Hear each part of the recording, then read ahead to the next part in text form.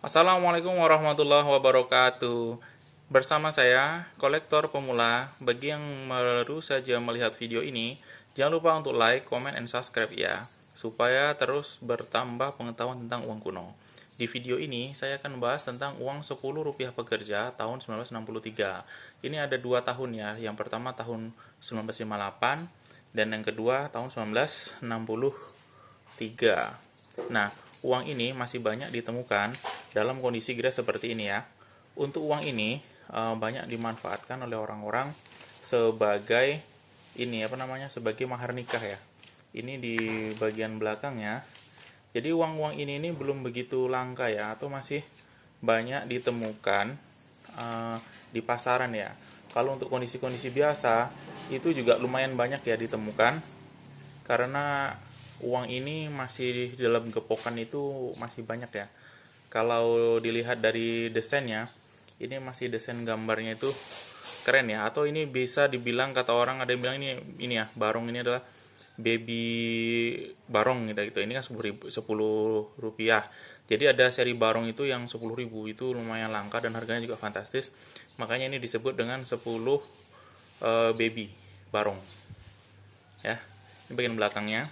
Ini bagian depannya ada gambar orang yang sedang memahat patung. Nah, itu tanda airnya, banteng, dan ini benang pengamannya ya. Ini bukan laminating ya, ini pasti pelindung supaya tidak rusak uangnya. Ini uangnya. Wah, masih benar-benar gres ya.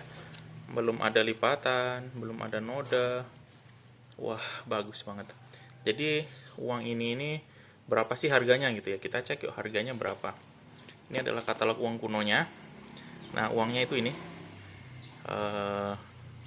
Kita cek ya. Uangnya itu seri pekerja tangan 2 tahun 63.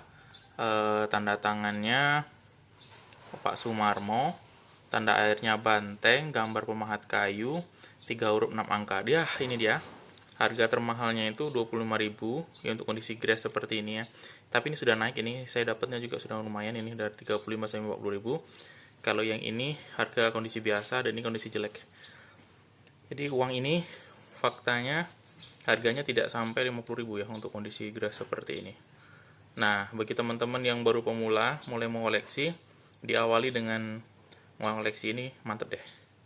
Oke, demikian informasi yang dapat saya bagi, semoga bermanfaat. Jangan lupa like, comment, dan subscribe.